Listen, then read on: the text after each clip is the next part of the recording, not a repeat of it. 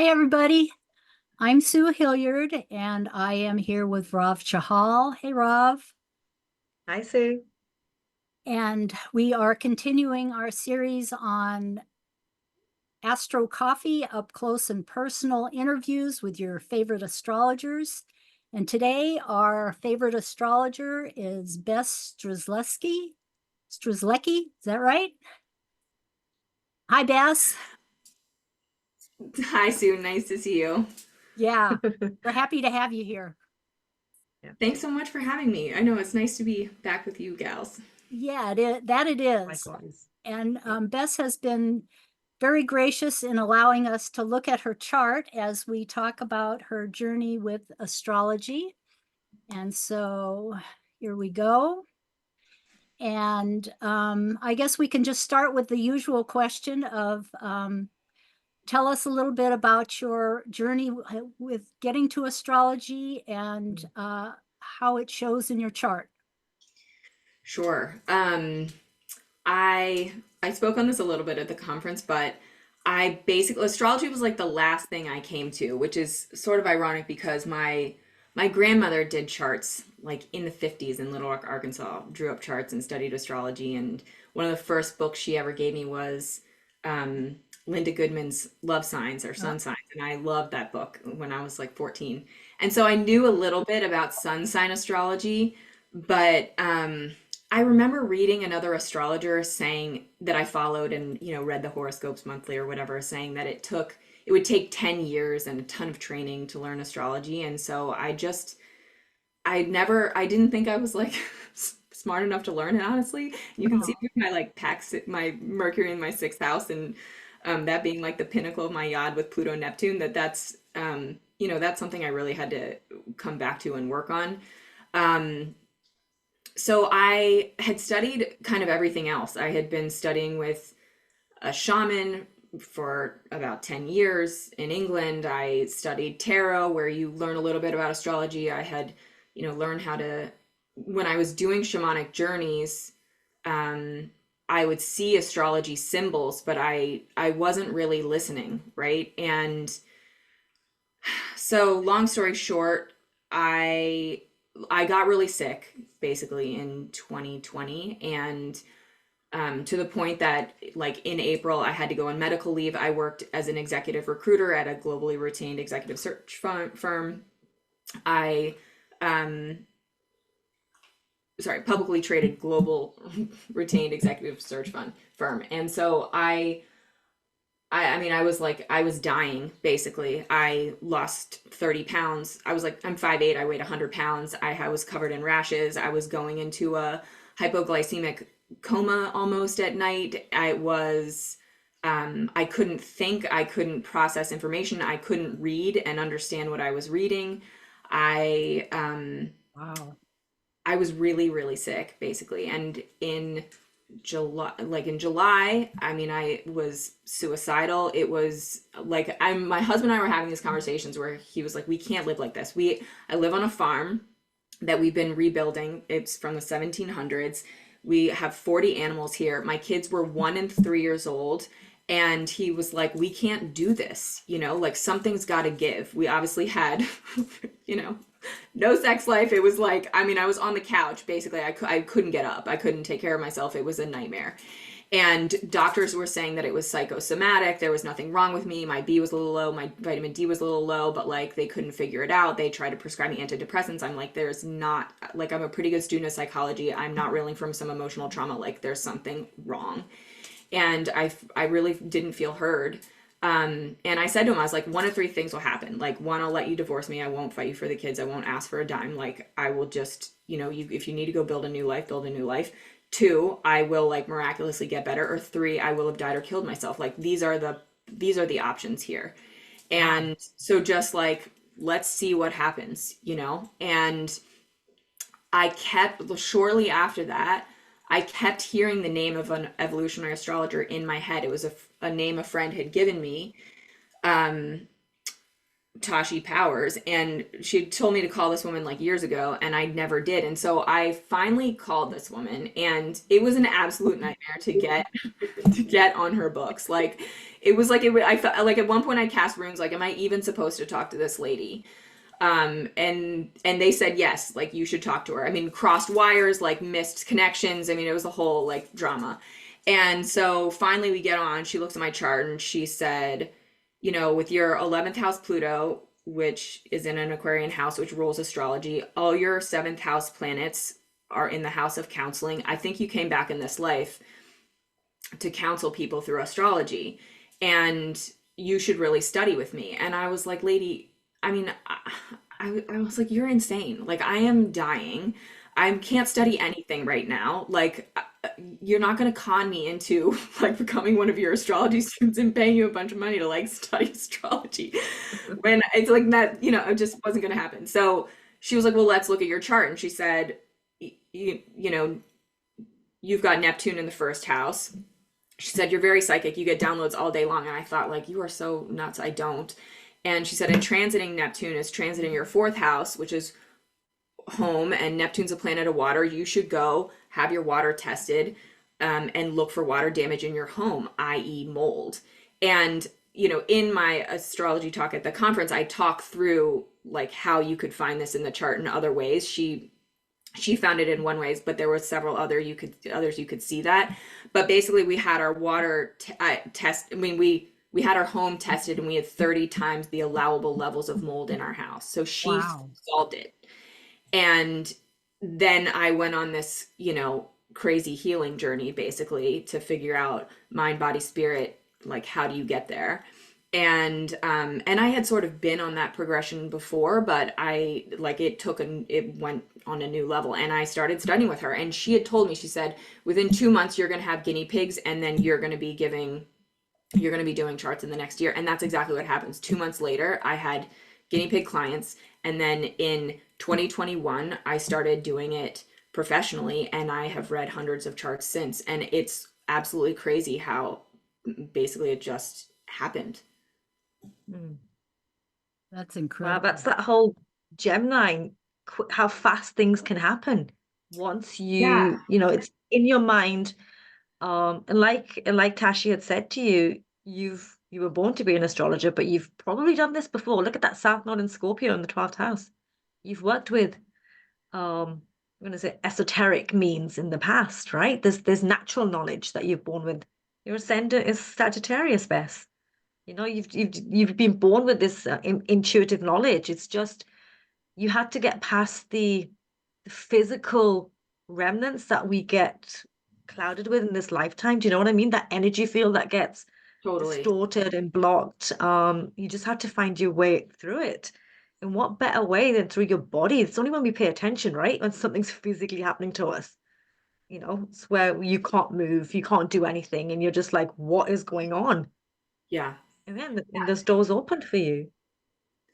Yeah. And I think, you know, once you're on your path, like you'll get those confirmations, right? Like people will show up for you to do the thing, the dharma that you're meant to do. And I know that was some of your talk. Mm, Um, and that's really what it felt like. Like it wasn't hard to do. no. Yeah, because how old were you when this started? Was it after your Saturn return? Yeah, it was. Yeah, I was, let's see, that was 2020, so I was what, 35? right. So it's still a Saturn transit. It's, you know, it's a Saturn square that would have happened. So post Yeah, your Saturn return, right? yep, So it's yep, sort of like Saturn's kind of said, okay, you doing the work. If not, we're fine. We'll have to force you to do it, right? completely. Yeah. And there was a Yeah, Uranus transit as well, which was like, hello, wake up. Like, can't be going yeah, about this the same way. yeah.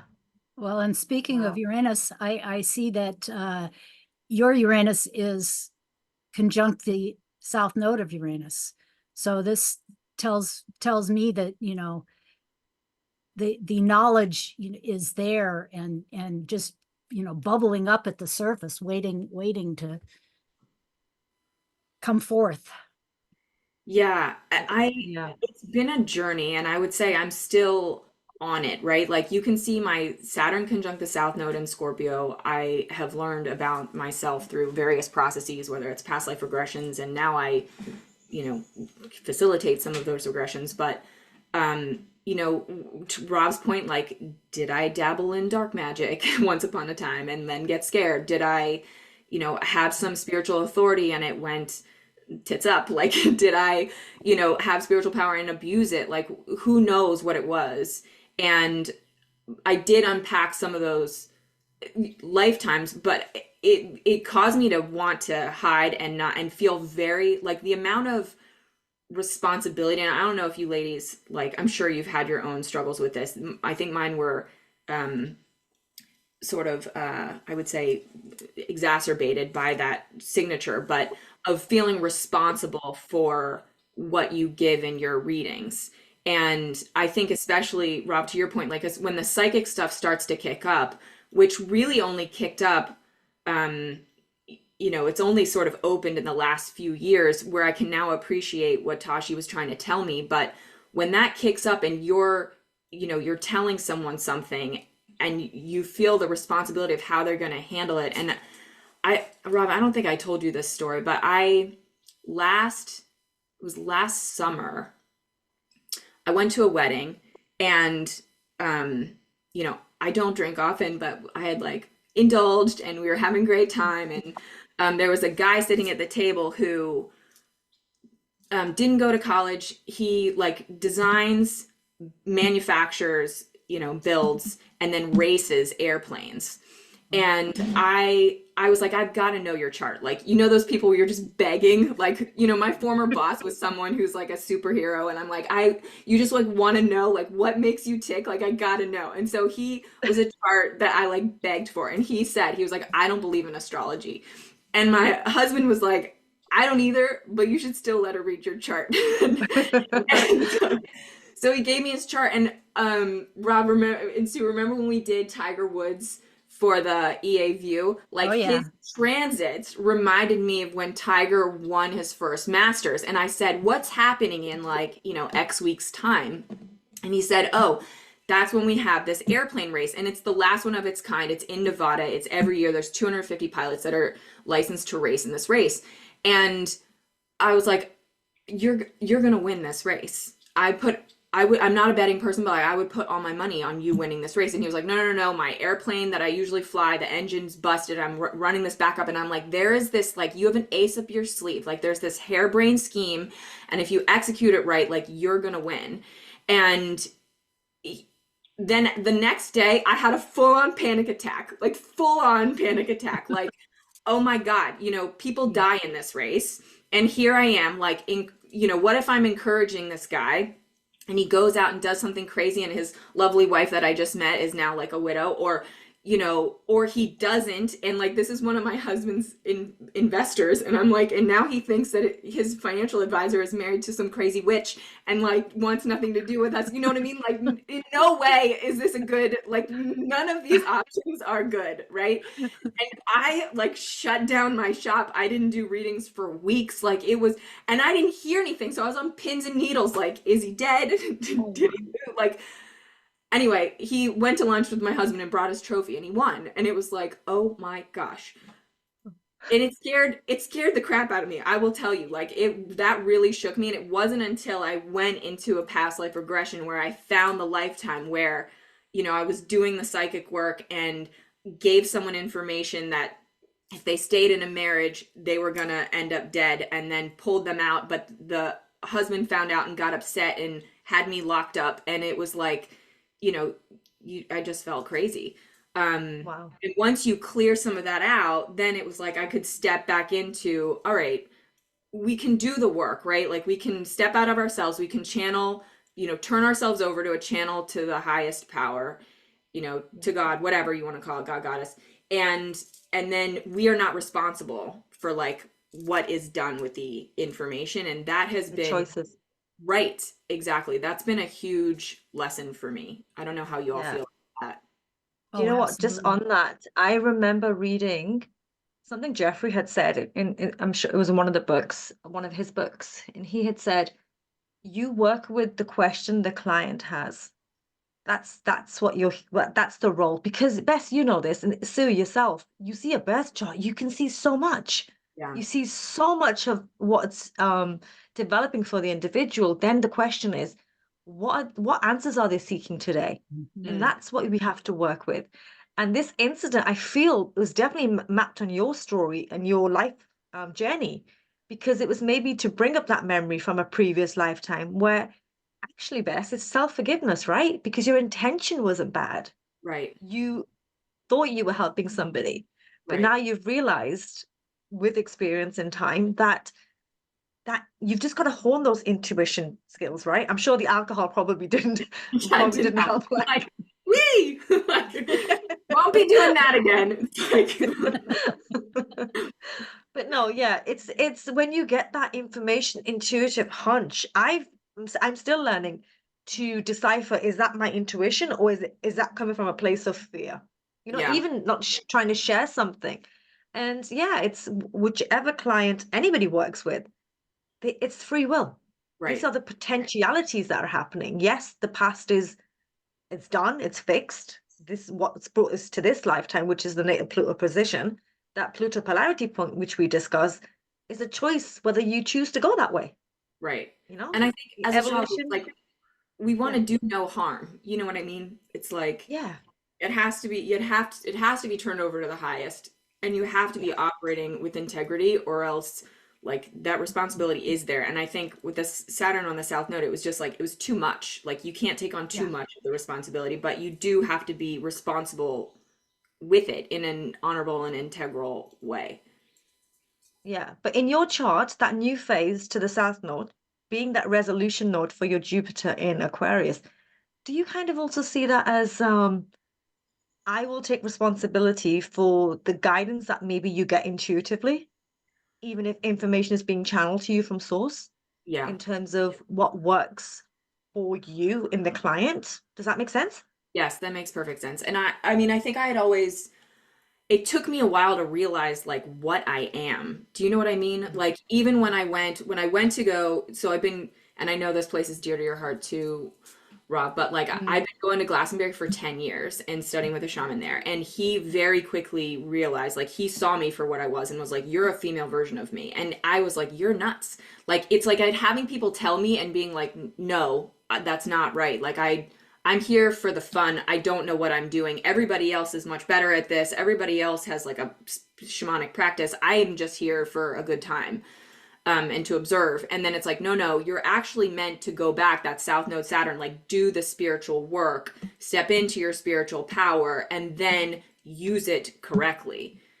You know what I mean? Right. Yeah. Well, we were talking just before we started recording, and I mentioned you that your natural Lilith, which is the undistorted feminine, is at 12 degrees of Sagittarius. So it's right near that ascendant in the first house. And the transit of natural Lilith today is at 12 degrees Sagittarius. So you're having your Lilith return. Well, And what more confirmation is there in terms of stepping into your powers, your natural feminine powers? And maybe that shaman wasn't that far off. But maybe it's the terminology and the words that are being used. Does that make sense? Like, the term shaman has so many different connotations Totally. and abilities and stuff. And it's just looking at yourself as somebody that is linked to natural law, is aware of natural law, and is seeking to work with it as in its highest form, which you are doing. Thank you. It's and, like, and then we have oh, go ahead. our friend Karma, who I always notice right there, in the mix, kind of punctuating the whole story that, this is what you're meant to do. Mm. Yeah. And so because karma asteroid is also to do with how we just have to recover from what we've done in the past, right? In order to move forward. Well, yeah, reaping what we sow What we saw, yeah. is Yeah. basically, And I that, mean, basically what karma is, yeah. you draw to you results from, prior actions. Actions have consequences. That, I mean, that speaks to Saturn and Scorpio for sure. I mean, Yeah. Yeah. Wow. Yeah. Okay, let's see. Okay, so when I first looked at your chart, I saw all of these planets here on that side of the chart, and all of these on this side, and then Jupiter here. And I thought, is there a name for this pattern? And I looked in my software to see if it had a definition for it. And we were talking about this beforehand. And let's see, you said a seesaw, Rav, and I said yes. But then there's Jupiter here, and you want to talk a little bit about what you were saying about that? Well, yeah, because if you look at Bess's chart, that Jupiter in Aquarius is a skip step for Bess. And we know that in evolutionary astrology, that's an energy that we need to recover. It's basically we've tried to move towards the North Node without fully finishing the lessons of the South Node. And so this lifetime, it's very much Bess needs to recover the South Node in Scorpio in the 12th house. So I saw that as a singleton. So the energy is very focused on that Jupiter in Aquarius. So transits to Jupiter will be very prominent in Bess's life. Opportunities, the ruler of that is Uranus in Sagittarius retrograde in the first house. So Bess, it's not a surprise that you came to astrology through physical first house trauma. And that's the best way I can use the word trauma, because that's essentially what happened. It's basically to get your attention. So that seesaw is kind of like trying for you to get the balance right in your life. That's how I tend to look at when I look at like the patterns in the birth chart in terms of where all the energy is focused. And it's just, yeah, for you recovering, even because you felt even doing past life regression links to Uranus and Aquarius, because it's to do with the memories. The higher octave of Mercury is Uranus. So it's deep-seated memories from past lifetimes, which needed to come through for you to purge, I guess, to release it from the body, from the somatic experiences that you've had. It's a beautiful way of saying that. I mean, I can confirm, like with the seesaw pattern, I mean, I like feel like I have one foot in both worlds. Do you know what I mean? And I know you all can relate to some of this. Like I still work a corporate job as I'm, figuring things out. And the difference is like it's the hiding signatures with the Pluto in the 11th and the South Node Saturn in the 12th, where like when I was working in a corporate job where I couldn't step into that fully, like I couldn't be me, I couldn't talk about the things that it was like very underground, right? Like I would have people from my company come to me and say, like, I remember my mom from a past life and I'm told you're someone I can talk to about this, or like, can you tell me what my spirit animal is? I heard you can tell me that. And I'm like, okay. So but it was like underground, and so once I like it created that imbalance. I think that also created that health crisis. It was going to take me something to just move me forward, because I had a boss who I loved and felt really loyal to, and I stayed in a situation where it needed to get me out. I needed to go somewhere. If I was either needed to go into that world full time, or if I was still going to stay in corporate, I needed to be able to fly my freak flag a little bit and just not be afraid to be myself, because otherwise it's going to keep activating that area of the chart.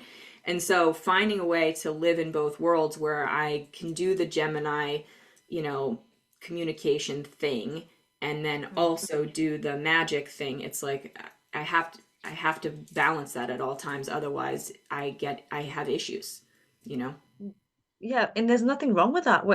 We live a physical experience. Your 10th house, look at your house of career, it's ruled by Virgo.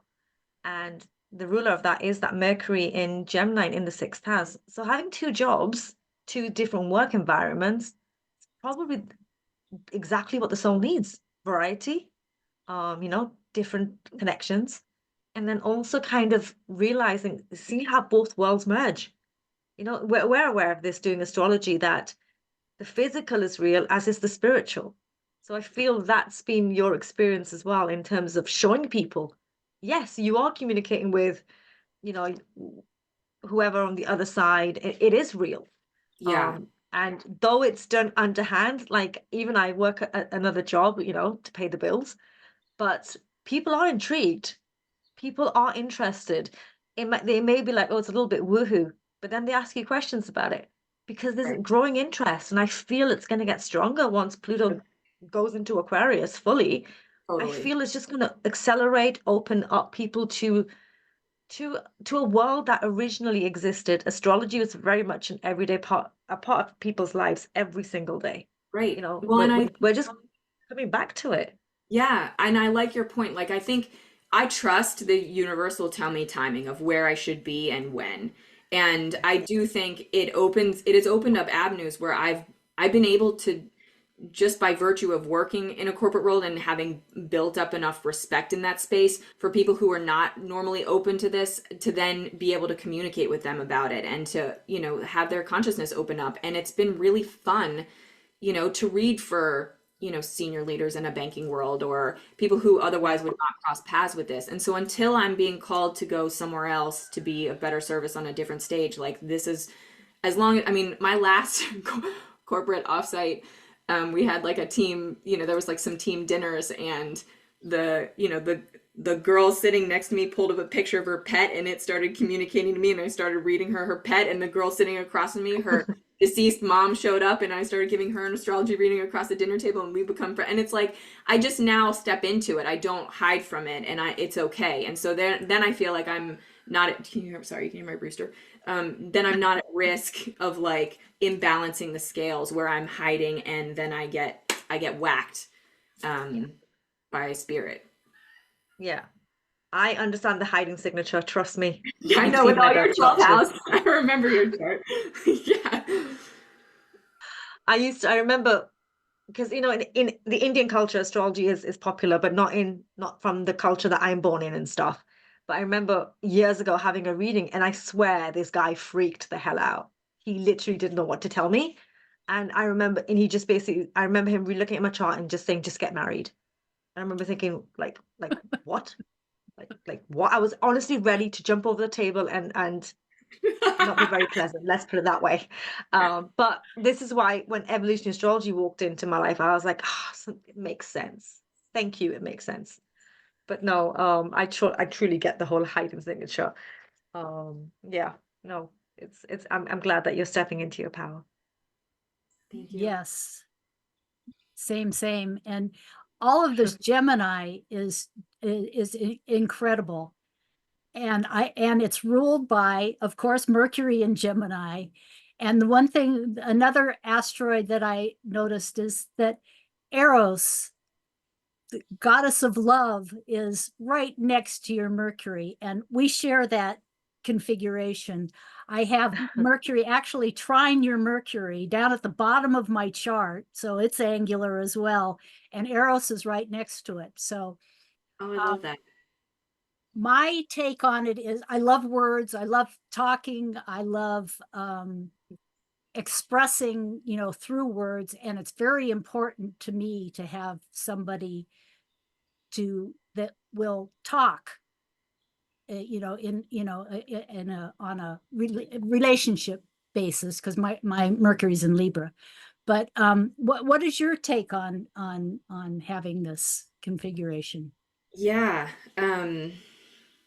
That's a really, I think that you hit the nail on the head. Like I could never be with someone intimately one-on-one where I couldn't have really strong communication and back and forth, and like love happens on an intellectual level for me first before it like goes into the body. It's like I have to fall in love with someone's mind. The rest is just you figure that out. But I would agree with you. Awesome. So you'll have to tell me where mine is. Not right now. Okay. Now I'm curious. So when I was looking at the configuration, my software has this little diagram that shows what the patterns are in your life. And I mean, I had kind of seen it, but not to the extent that when I saw this. So you've got two yods that kind of crisscross each other. you know, across those two, you know, areas that we were talking about, you know, the distinct sides of your chart. And of course, Mercury is involved in one of them. And then you've got your, you know, the biggies, Neptune and Pluto over here. And then on the other side, you've got Mars and Venus and Saturn.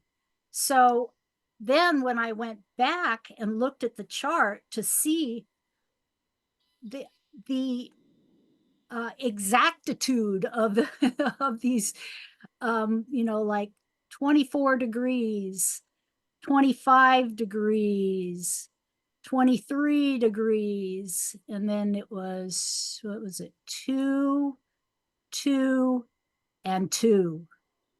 Wow. So you guys want to talk a little bit about that? I'm happy. I mean, I'm happy to tell you how, like, obviously I have a subjective view. I'm happy to tell you how I feel like I felt it, but Yes. free. Yes, that's what we I, want to hear.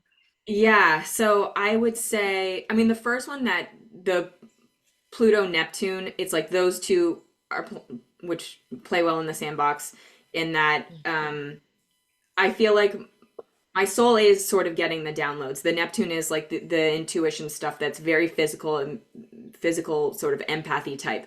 And then the Mercury is like, there has to be a fix in that outlet. And what I would say is Mercury in the 6th is, I'm not good enough. I don't know enough. I'm not smart enough. I'm not intuitive enough. Everybody else does it better than me.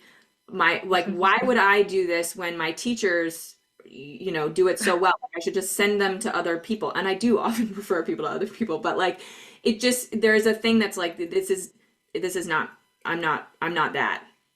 And it's interesting because I will get whacked there sometimes. Like, I had transiting Mars sit on my Mercury, and it was making aspects to Uranus, and I got bit by my neighbor's dog.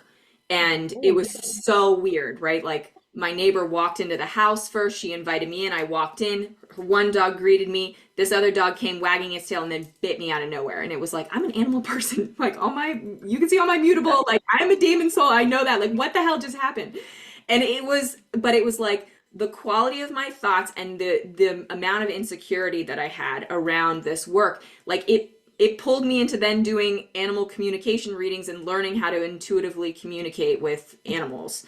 And so if that Mercury is not balanced in thought, and where it's not comparing to how I do it compared to everybody else, it's not in that very insecure place, then it's much better for me. And I can teach from that place then too. If I'm not communicating about health and wellness, if I'm not activating that Pluto Neptune, where I'm allowing the downloads to come through, trusting what I'm getting from source, and then communicating that, it creates a lot of drama in my life, is what I will tell you. I love it. Wow. I love it. Yeah. That, I mean, that's so well put. It's just that it's amazing. Yeah. It's like your spirit guides told the dog to go bite her. I mean, it was just like, okay. I mean, hindsight, right? In the moment, I was horrible. It's wagging its tail and coming towards you and having a bite. It's, you know, because Right. you wouldn't have been expecting it, right? Oh, it's wagging its tail. Hi. No, and then of course, like, you have to go into the debrief of like, all right, what is going on? I know, and when you look at the transits, you're like, this is something, you know, Mars being the scout of the soul, Uranus moving you forward. Like, where are you stuck? And I know when those yods get activated, it's like you're not finding a way to marry how you do all the things, right? The yods are about like finding that balance, and so you just have to become very conscious about it, and you won't always know. A yod is the finger of God, right? So it's sort of like yeah.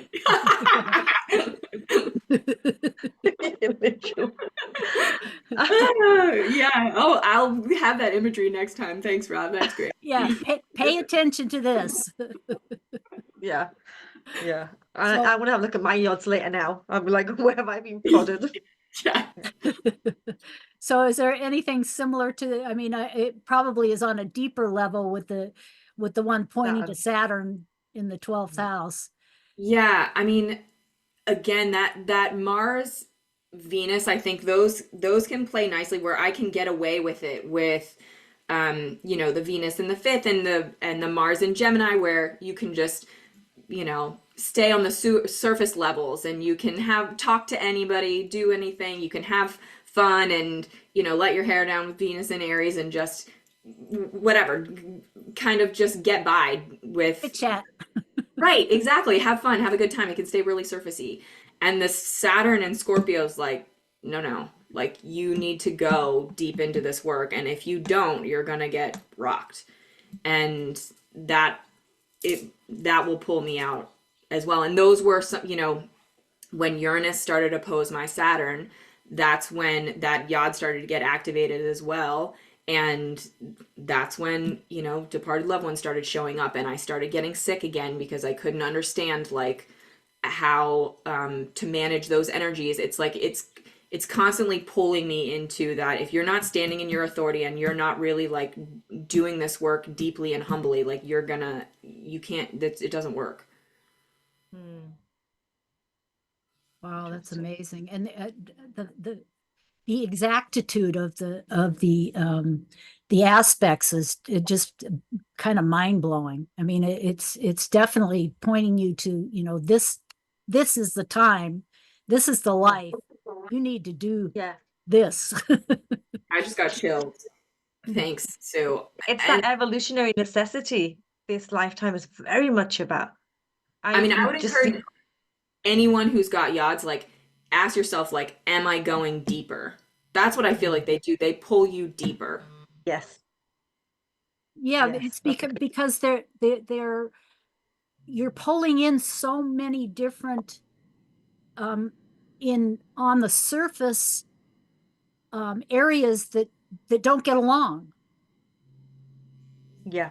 but funneling them into, you know, a uniform purpose. Yeah. Yeah, amazing. Just got me thinking about mine now, and I think I know which one it is. I think mine's to do with my moon, but I remember Bess messaging you, I think it was last year, a couple of years ago, about just a lot of stuff that was going on with my root chakra. And I realized it's funny, we're astrologers, but, you know, at times you don't even look at your own transits and stuff that's going on. And I realized it was right during my Uranus opposition, and just a lot going on with the root chakra, just telling me to be more grounded. And to be honest, I actually worked with, you know, the planets in the chart to do with the root chakra. It was Pluto, it was Uranus, and it was Saturn, kind of just trying to get that energy right. And, you know, it's how much you have to do the work, but you have to be the responsible for the work. You know, we can't just leave it all up here. We have to physically, you know, we say in evolutionary astrology, you have to move through the emotional waters, through the emotional body, for the lesson to be embodied. And, you know, your whole chart is very much about, it's that Saturn in Scorpio.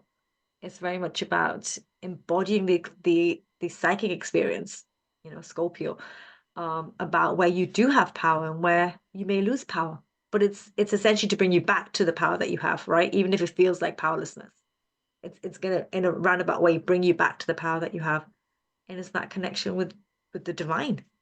Yeah, And I think that's very much, and your yeah. calling, as you were talking about, and we were talking about before we started recording, that that there's also another yod in your chart between Saturn and your midheaven and Venus. So all pointing to, and the full moon was right on that Venus today, too. Today. As a matter of fact. Yeah. Have you experienced that? So that, I would say, like, I can do the Saturn midheaven work, like my corporate job, just getting things done and checking off the boxes. But that Venus is also, I mean, that Venus is one of the rulers of my North Node. And so it's also about, like, if I'm not doing the, you know, and also the one of the rulers of my like it's my Pluto polarity point, right? Because it's in Taurus. Yeah. And so it's like if I'm not doing the work to, you know, worked towards those kind of fifth house, like actually put your ideas in action, not just have the thoughts, you know, be okay to do things differently than other people, and not feel bad about it. Like if I'm not finding a way to be sort of pioneering with the work that I'm doing and having fun with it, it also, like, I get too much drama at work. I get burned out. It's like the spirit stuff feeds me, but I have to find a way to do that in a way that's my own. And I think I have, in that my readings are not, you know, they're my own unique blend now. I will pull cards. I'll do psychic work. I'll do mediumship. I'll do astrology. I pull from all different things. And so that's what I feel when I feel that Venus getting activated. It's like a reminder to just have fun with this work and be unique with it and be okay that it doesn't look like everybody else's. I could get caught up like, oh my gosh, you know, the Rose Marcuses of the world have forgotten more astrology than I could ever learn. You know what I mean? And like I'm not doing it, you know, the rote the way that everybody would do it, and I have to, like, I'm pulling from other places and casting runes for people or whatever. And I don't now. I'm just like, this is who I am. This is what I am. And the right people who I'm meant to help will come to me and I will help them. And that's it. Exactly. No, Do the work. and that's exactly the way to be. You know, it is funny because that you're right about that Venus, sorry, that Mercury in your sixth house. Am I good enough? You know, but it's telling you yes, because you're deciphering what works for you, not other people, what works for your soul journey. And naturally, people will be drawn to you as their teacher, guide, and just trusting that the intention is pure. The right people come, right? It's that, you know, it's that movie I love. What dream is it? What dreams may become? Getting Mm, confused with the movies now. It Yeah, was what dreams will come? dreams you may know, I come. think it's the Kevin Costner. Was Yeah, it the big Kevin book. Costner? It's where they said, "Build it and they will come." There's a big Oh, quote. Field of I'm getting Dreams. Oh Field of yeah. Dreams. Build it and they will come. That's how I'm seeing your chart. Build it and they will come. I love this too. So the middle ring is your natal chart. The center ring is progressions, and then the outside ring is today's transits. And your progressed Venus is here in Gemini, has just gone over your Mercury and Eros. And here's also Chariklo, who is Chiron's wife, and talks about holding space right there in the mix in your on your Mercury in Gemini. I love it. Mm. Thank you, Sue. Yeah, it feels good. I mean, as you all know, like speaking at that conference was hard for me. It took a lot out of me and it was hard. It was like I tried to pull out of it multiple times. It was like, I did not want to do it. And so I feel like there's like an unlocking of the communication piece, and now I am communicating more frequently than I used to. And it's flowing. Yeah, it feels good. That's great. I love it. Yeah. So No, Bess, I was telling Bess earlier that I watched it just earlier today, catching up with the ones I'd missed, and I loved it. You know, you learn so much from each of the presentations, to be honest. But I have a huge interest in medical astrology anyway, in terms of health and wellness and stuff. That's a jam-packed Virgo that I have. But no, I learned so much, even being an astrologer. I'm still a student. I'll We forever be all a are. student. Thank Yeah, you. you I know. mean, we all learn from each other, and that's the thing. Like Mhm. that Gemini, that Mercury in the sixth, it's like the world is wide enough. That's the teaching with that yod. There, we all have our own voice. We're all meant to connect and interconnect with who we're meant to interconnect with, and the world's wide enough for all of us to like be of service with the work that we do, whatever that may be in this world, and that you're not, you know, you're not what you do either. Like you're not your vocation. You're not, you're just meant to do whatever it is you're meant to do to be of service, Yeah. right? We're all doing our soul work. We're just essentially all doing our soul work. Yeah. And, eventually leading us to that oneness once we leave this incarnation. But you're absolutely right.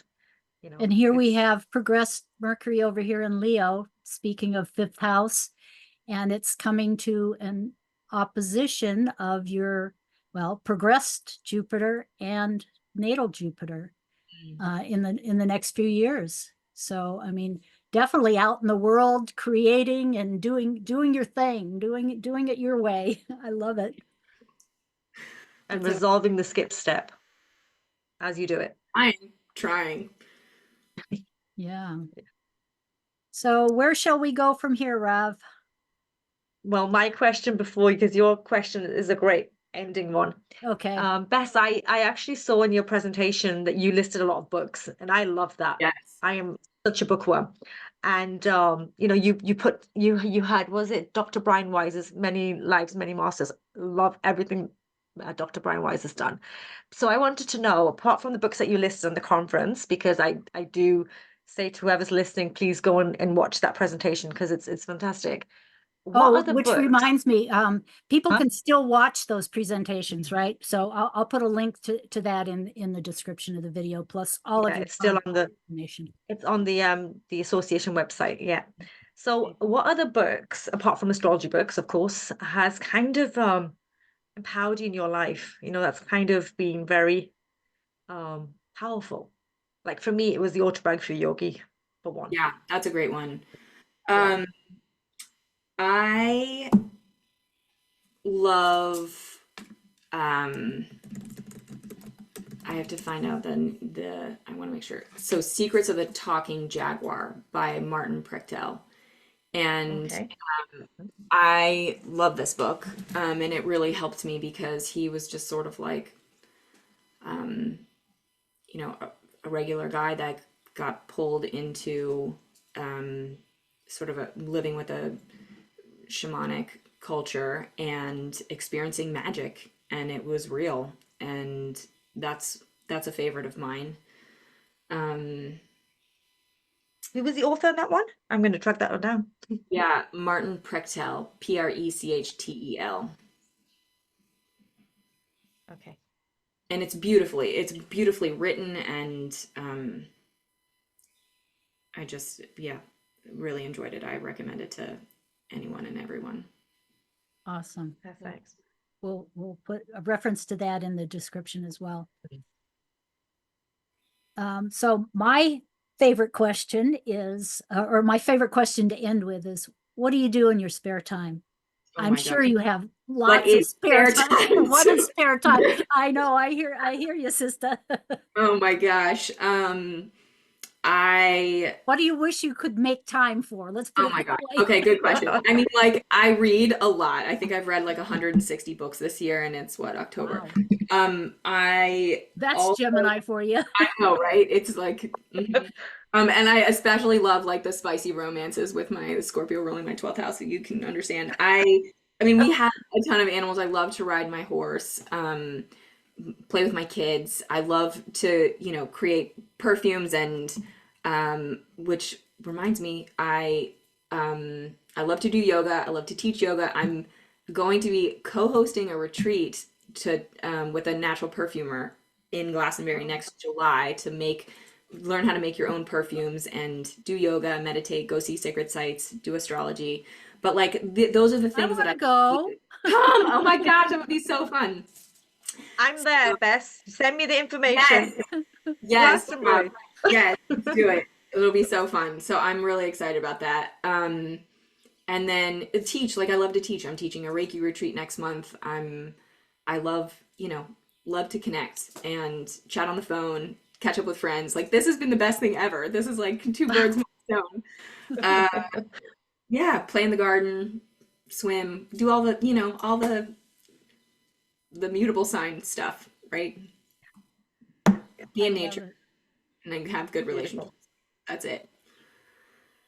Awesome. Yes. We definitely have parallel lives. I know you all need to come visit. Like, and that's the thing. I love hosting. I love having visitors. I love having people at the farm. Um, and like anyone and everyone is welcome. Oh, that's so sweet. Yeah. Oh, this has been so much fun. I have thoroughly Yeah. enjoyed catching up. It's been too long, Yeah. and I really appreciate your all of your insight into your chart and being, open and forthcoming to share with the world. So thank you. Thanks for having me, you all. I love that you do this. Thank This you, is Bess. great. Awesome. Okay, we will see you soon.